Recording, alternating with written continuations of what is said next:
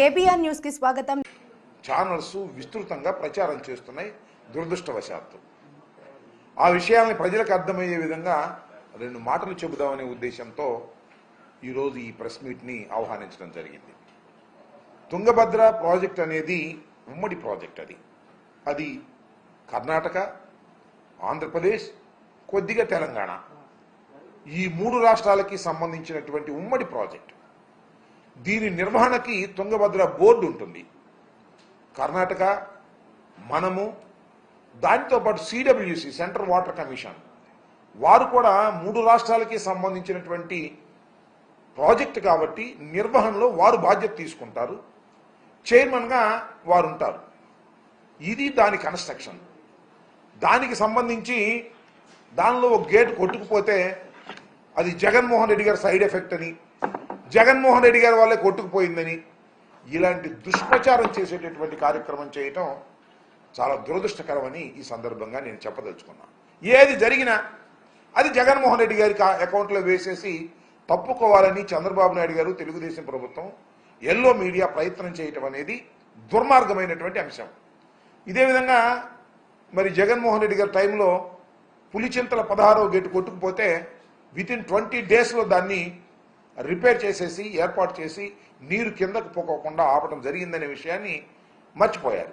అప్పుడు కూడా చాలా బురదరాత రాసేటటువంటి కార్యక్రమం చేశారు. జగన్మోహన్ రెడ్డి గారి వాళ్ళే కొట్టుకుపోయింది. అది కొత్త ప్రాజెక్టు. వాస్తవానికి కాంట్రాక్టర్ లోపం వలన, చంద్రబాబు నాయుడు గారికి కాంట్రాక్టర్కి మధ్యన ఉన్నటువంటి లాలూచి వలన, ఫండ్స్ విషయంలో ఆయన సక్రమంగా చేయకపోవటం వలన కొట్టుకుపోతే దాన్ని రివైవ్ చేసి దాన్ని మళ్ళీ ఏర్పాటు చేయడం జరిగింది. అదేవిధంగా గుళ్ళకమ్మ గేటు కొట్టుకుపోయింది. గుళ్ళకమ్మ గేటుకు పట్టుకుపోయినా జగన్మోహన్ రెడ్డి గారే దీనికి కారణం అనేటువంటి మాట మాట్లాడారు. ఆ రోజున చెప్పాను నేను మంత్రిగా ఉన్నప్పుడు, ఈ రోజున చెప్తున్నాను. గుళ్ళకమ్మ కొట్టుకుపోవడానికి, గేటు కొట్టుకుపోవడానికి చంద్రబాబు నాయుడు గారు తన హయాంలో చేసినటువంటి అలసత్వం. ఎందుకు చెప్తున్నానంటే, చంద్రబాబు నాయుడు గారు 5 సంవత్సరాలు పరిపాలించాడు కదా పోయినసారి. అప్పుడు గుళ్ళకమ్మకి 5 to 6 crores ఖర్చు పెట్టారు. దేనికి ఖర్చు పెట్టారు తెలుసా? పెయింట్ వేయటానికి, విగ్రహం కట్టడానికి, అక్కడ బ్యూటిఫికేషన్ కోసం 6 crores దే స్పెండ్. గేట్ల కోసం 1 కోటి కూడా ఖర్చు పెట్టాల. అంటే ఎక్కడ డబ్బులు కమిషన్ వస్తే అక్కడ ఖర్చు పెట్టి గుళ్ళకమ్మ ప్రాజెక్టుని సర్వనాశనం చేసే కార్యక్రమం చేశారు. అది మేము వచ్చిన తర్వాత కొట్టుకుపోయింది. ఆ రోజు చేసి ఉన్నట్టయితే అద్భుతంగా ఉండేది. కానీ ఈ విధంగా ఏది జరిగినా జగన్మోహన్ రెడ్డి గారి అకౌంట్లో వేయాలనేటువంటి ప్రయత్నం చేయటం చంద్రబాబు నాయుడు గారికి తగదు అని ఈ సందర్భంగా నేను చెప్పదలుచుకున్నాను. నిజానికి తుంగభద్ర 71 సంవత్సరాల పూర్వం, అంటే మేము పుట్టక ముందు అది నిర్మాణం చేసినటువంటి ప్రాజెక్ట్. చాలా పత్రికల్లో, వాళ్ళ పత్రికల్లోనూ రాశారు 45 సంవత్సరాలు వరకు అది గ్యారంటీ పీరియడ్. 45 సంవత్సరాలు దాటి ఇప్పుడు 71 సంవత్సరం అయింది. దాని రిపేర్లు ఎప్పటికప్పుడు చేస్తూ ఉండాలి. 45 సంవత్సరాల నుంచి కూడా సక్రమంగా చేస్తూ ఉండాలి. చంద్రబాబు నాయుడు గారు ఎన్ని సంవత్సరాలు పరిపాలన చేశారో మీకు తెలుసు. జగన్మోహన్ రెడ్డి గారు 5 సంవత్సరాలు పరిపాలన చేస్తే జగన్మోహన్ రెడ్డి గారు సరిగా చేయకపోవటం వల్లే పోయిందనేది ఒక ఉమ్మడి ప్రాజెక్ట్. అది కర్ణాటక, ఆంధ్రప్రదేశ్, తెలంగాణ స్మాల్ షేర్ ఉంది. మొత్తం సిడబ్ల్యూసి చూసుకుంటుంది. ఆ నిర్వహణ వేరే ఉంటుంది. ఫండ్స్ మనం కేటాయిస్తాం. అయితే మనకు కూడా కొంత అజమాయిషి ఉండే మాట వాస్తవం. దీన్ని జగన్మోహన్ రెడ్డి గారి మీద నెట్టేందుకు ప్రయత్నం చేయటం చాలా దుర్మార్గం, అన్యాయం, దురదృష్టకరమని చెప్పదలుచుకున్నాను. ఇది ఇప్పుడు అంతే. చంద్రబాబు నాయుడు గారు ఏది చేసినా జగన్మోహన్ రెడ్డి గారి వల్ల పోయింది, లేదా రాజశేఖర రెడ్డి గారి వల్ల పోయింది, నేను అద్భుతంగా చేస్తాను అనేటువంటి మాట మాట్లాడుతున్నారు. దురదృష్టం ఏంటంటే చంద్రబాబు నాయుడు గారిని అనేటువంటి వయసు నాకు లేదు. చంద్రబాబు నాయుడు గారిని అనేంత అనుభవము నాకు లేదు. ఆయన చాలా అనుభవం కలిగిన వ్యక్తిగా ప్రచారం చేసుకుంటున్నారు. ఎంత దురదృష్టం అంటే పులిచింతల ప్రాజెక్టుకు సంబంధించి ఆయన ఒక మాట చెప్పాడు. నాకు చాలా ఆశ్చర్యం వేసింది. ఇప్పటికి కూడా ఆశ్చర్యం వేస్తుంది. ఏమన్నానంటే, కాఫర్ డ్యాములు లేకోకుండానే ప్రాజెక్టుని పూర్తి చేయాలనే ఆలోచన మేము చేశాము అన్నాడు చంద్రబాబు నాయుడు గారు. సాక్షాత్తు చంద్రబాబు నాయుడు గారు. 71 సంవత్సరాల చంద్రబాబు నాయుడు గారు 14 సంవత్సరాలు ముఖ్యమంత్రిగా ఉన్నవాడు, మళ్ళా ఇప్పుడు 5 సంవత్సరాలు ముఖ్యమంత్రిగా ఎన్నిక కాబడినవాడు, కేంద్రంలో రాష్ట్రంలో చాలా పలుకుబడి ఉంది, మేధస్సు ఉంది అని చెప్పుకునేవాడు. ఆయన ఏం చెప్పాడు ఒక డైలాగు, పోలవరం ప్రాజెక్టు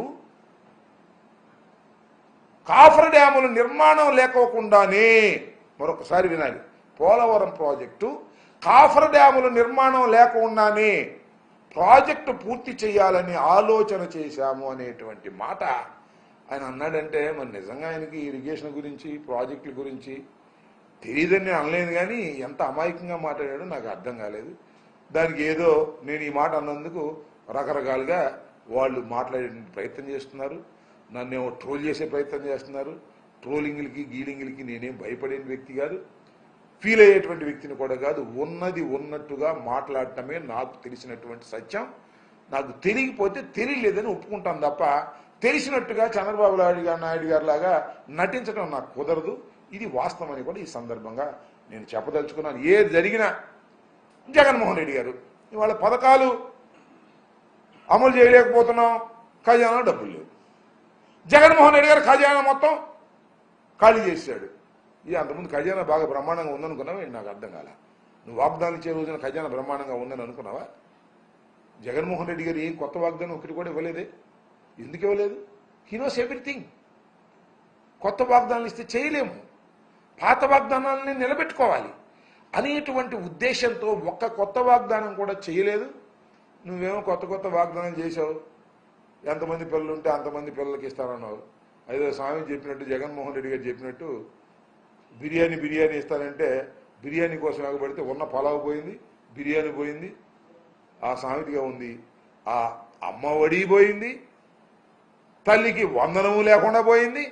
ఈ సంవత్సరం నిజంగా తల్లులకు 15,000 రూపాయలు జగన్మోహన్ రెడ్డి గారు రొటీన్గా వేసేవి కూడా లేకోకుండా అన్యాయంగా తల్లుల్ని మోసం చేసిన చంద్రబాబు నాయుడు గారు ఏం చెప్పాలి మీ గురించి నాకు అర్థం. అద్భుతమైన వాగ్దానాలు చెప్పావు, అన్ని వాగ్దానాలు నెరవేరుస్తానన్నావు, సూపర్ 6 అన్నావు. అవన్నీ చూస్తుంటే భయం వేస్తుంది అంటున్నాడు. ఇచ్చింది ఆయనే, మరి భయం ఎందుకు వేస్తున్నావు నాకు అర్థం కాల. ఖజానా చూస్తే ఖాళీ అంట.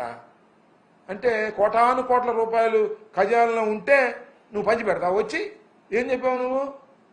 సంపద సృష్టిస్తా అన్నావు. ఏది సంపద సృష్టిస్తున్నావులే? అన్ని పథకాలు ఆపేసి ఆ సంపదను సృష్టిస్తున్నట్టుగా కనపడుతున్నాను. కాబట్టి ప్రతిదీ కూడా నీ ఫెయిల్యూర్ని ఈ 2 మాసాల పైచిలకు నువ్వు పరిపాలనలోకి వచ్చావు. ప్రతిదీ కూడా ఫెయిల్యూరు, తీవ్రమైనటువంటి వ్యతిరేకత. ఎందుకు ఓటేశాంరా బాబు అని ప్రజలు పశ్చాత్తాపడే దశకు వచ్చినటువంటి సందర్భం ఇదని ఈ సందర్భంగా నేను చెప్పదలుచుకున్నాను. ఈ రోజున మరి నిన్న జరిగినటువంటి సంఘటన దురదృష్టకరమైనటువంటి సంఘటన.